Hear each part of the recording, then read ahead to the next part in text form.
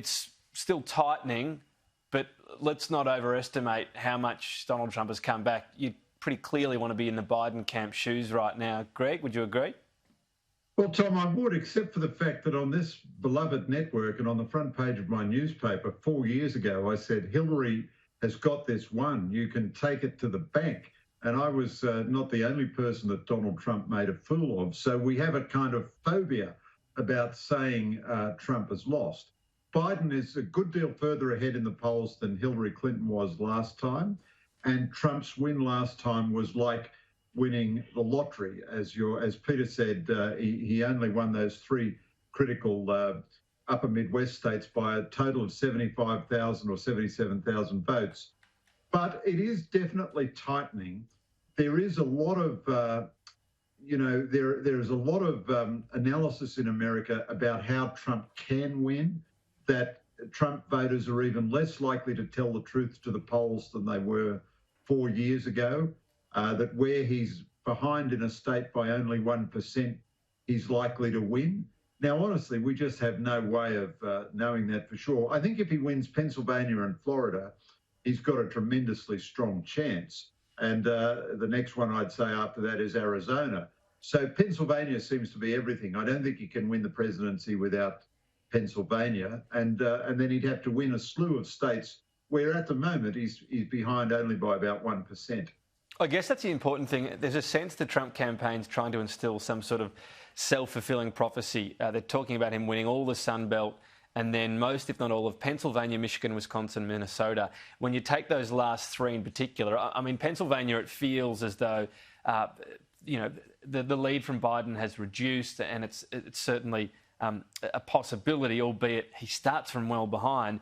Michigan, Wisconsin, Minnesota, again, there's tightening, but it comes from a huge margin that Joe Biden was ahead. And remember last time, Hillary abandoned a couple of these states, essentially. Didn't worry about them, thought they were in the bag. No one's being complacent this time. That's right. My guess would be that he won't win Michigan and Wisconsin, but that he can still just squeak the presidency, even without Michigan and Wisconsin. He needs basically to keep all the states that he had last time, except Michigan and Wisconsin. Now, some of his own states... And not lose the others, right? You mentioned Arizona, Georgia. I mean, let's just ignore Texas, because if that happens, it's all over. But that's the other part of the equation, right? Absolutely. Exactly right. So if he loses his own states like Georgia or even Arizona, then I think he's probably toast. He's come back very strong in those states, and he's ahead now in Ohio and Iowa. So there is a plausible case. Of course, I think he suffers from the fact that so many votes have come in early. I mean, logically, the 96 million people who've already voted cannot be affected by the late swing. Yeah. Now, are they committed Democrats who were just going to vote Democrat anyway, or are there people who he might otherwise have got? I mean, this is like Test cricket, Tom. You know, the statistics are so endless, the variations so endless. You'd have to think that Biden is the overwhelming favourite, because the polls would have to be wrong again. Yeah. They'd have to be wrong in the same way, and they'd have to be wrong by a bigger margin than last time. But, you know, Tom, I hope you don't think I'm a complete coward. Like a lot of other pundits, I'm just not willing to call it at this stage. I wouldn't say call it. Look, I just, everything I read about it, the path is just so tricky for Donald Trump. I just think Joe Biden has to be the clear and logical favourite. But every time I see a rally, I don't quite change my mind, but I get that doubt. Let me ask you this, though. This is going to be something, as we always do, we judge it in hindsight.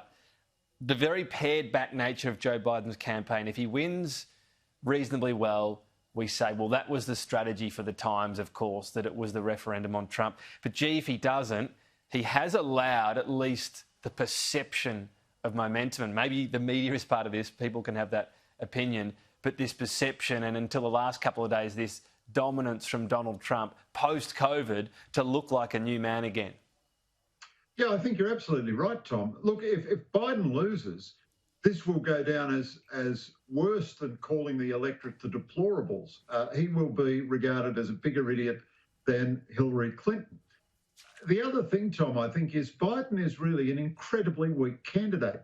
Normally, the a presidential campaign is the most searing, the most searching examination of a candidate's stamina and fitness and agility and mental acuity. But COVID got Biden the nomination, and then COVID allowed Biden to run the campaign from his basement. I mean, it hasn't been since the 19th century that somebody has sat on their front porch and run a presidential campaign that way. The truth is, it seems, unkind to say it, but Biden is an absolute train wreck whenever he gets unscripted moments in front of a camera. Now, the fact that Donald Trump could be losing to Biden indicates what a mess Trump got himself into in this year. Everything about his response to COVID has been a disaster, and his campaign, until after he himself recovered from COVID, was wildly undisciplined. It's still undisciplined. I can't see how he gets a lot of new votes by attacking Dr. Fauci. Yeah. And they say that's to energise his base. But at the same time, it would also energise Democrats who think, we've got to get this lunatic out of the White House. Yeah. Surely it would be better to be talking about, Biden's threat to the economy and the oil industry. Now, he's doing a fair bit of that too, and all of a sudden he's looking more formidable. So both these men are two of the worst candidates you could imagine in the current cycle, and each could only possibly lose to the other, it would seem. I mean, Trump has been a great campaigner 4 years ago, but this time, the whole COVID mess, I think, rendered him almost unelectable, but he's fighting the one candidate whom he could possibly beat because, Biden has just been asleep for the whole campaign.